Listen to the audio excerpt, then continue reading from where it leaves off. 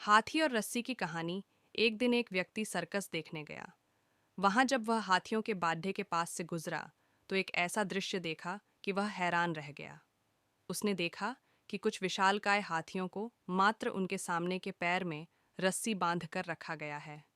उसने सोच रखा था कि हाथियों को अवश्य बड्ढे पिंजरों में बंद कर रखा जाता होगा या फिर जंजीरों से बांधकर। लेकिन वहां का दृश्य तो बिल्कुल उलट था। उसने महावत से पूछा, भाई, आप लोगों ने इन हाथियों को बस रस्सी के सहारे बांध कर रखा है, वो भी उनके सामने के पैर को। ये तो इस रस्सी को तो बड्ढे ही आराम से तोड़ सकते हैं। मैं हैरान हूं कि ये इसे तोड़ क्यों नहीं रहे।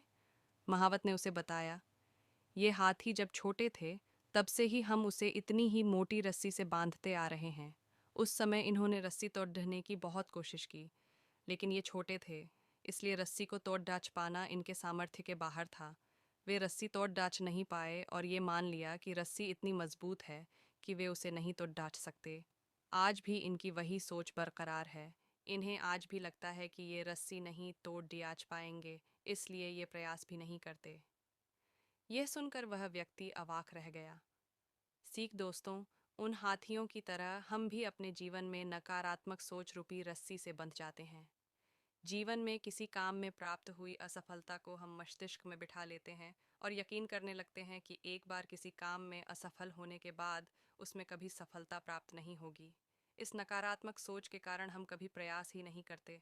आवश्यकता है इस नकारात्मक सोच से बाहर निकलने की, उन कमियों को पहचान कर दूर करने की जो हमारी असफलता का कारण बनी। नकारात्मक सोच हमारी सफलता में सबसे बड़ी बाधक है।